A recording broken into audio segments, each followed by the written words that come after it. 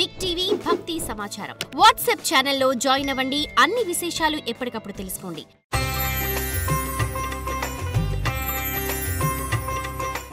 అందరికీ నమస్కారం. నిత్య జీవితంలో మనము ఏ నిర్ణయము కూడా సరిగా తీసుకోలేకపోతున్నాము, సదాభిప్రాయానికి రాలేకపోతున్నాము.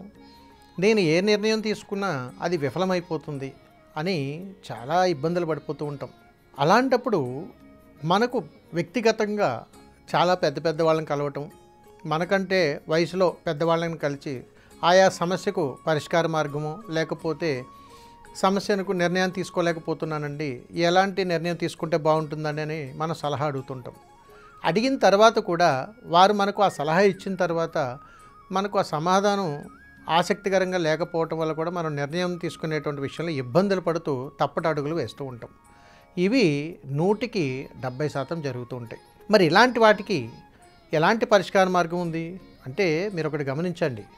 నేను చెబుతున్నటువంటి నిత్య పరిహారాలలో ఈ రెమెడీస్ సనాతన ధర్మంలో నిత్యము కూడా మనము ఒకానొకప్పుడు పాటించినటువంటి ధర్మపాలనలో ఇవన్నీ ఉన్నాయి.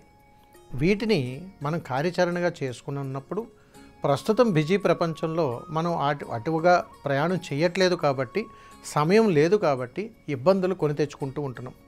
అందుకని ఎప్పుడు ఇబ్బందులు పడక్కర్లేదండి.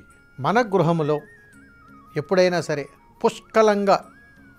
పుష్కలంగా అద్భుతంగా కాస్తున్నటువంటి కాయలు కానీ, పువ్వులు కానీ, ఏదైనా కానీ, అలాంటి మొక్కలు కానీ, వృక్షాలు కానీ మన ఇళ్లలో కానీ ఉంటే, లేకపోయినా కానీ వాటికి సంబంధించినటువంటి 4 పత్రాలను తీసుకొని అంత పసుపును, అంత కుంకుమను జాగ్రత్త పెట్టుకొని మన ఇంటిలో పెద్దవాళ్లను, అంటే తండ్రి వయసు ఉన్నటువంటి వాళ్ళు ఎవరినైనా సరే వారి పాదాలకు నమస్కారం చేసుకొని వారిని తీసుకొని మీకు దగ్గరలో ఎక్కడైనా కానీ సత్తమ్మ తల్లి అమ్మవారి గ్రామ దేవత అని అంటారు.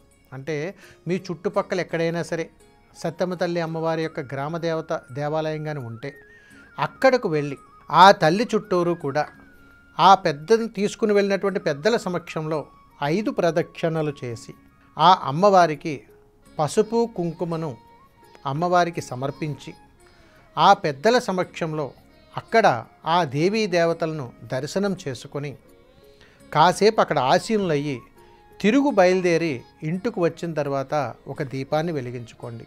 ఈ క్రతువులో ఎవరైతే మీరు మీ వయసు కంటే పెద్దవాళ్ళని తీసుకొని మీరు అక్కడికి వెళ్తున్నారో వారు భగవత్ స్వరూపం. అక్కడికి వెళ్ళిన తర్వాత సత్తమ్మ తల్లిలో ఉన్నటువంటి విశేషమైనటువంటి ఫలితం ఏమిటంటే ఒంటరిగా వెళితే ఏ నిర్ణయానికి కూడా మనకు ఆలోచనలు తట్టవు.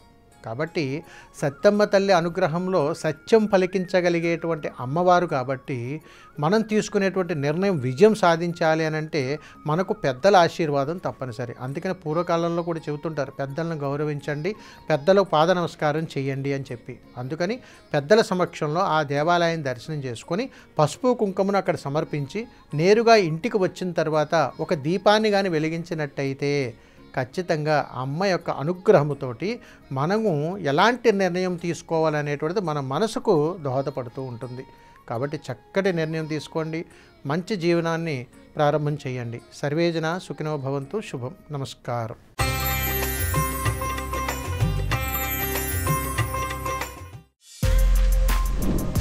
For more videos like this, subscribe Big TV channel.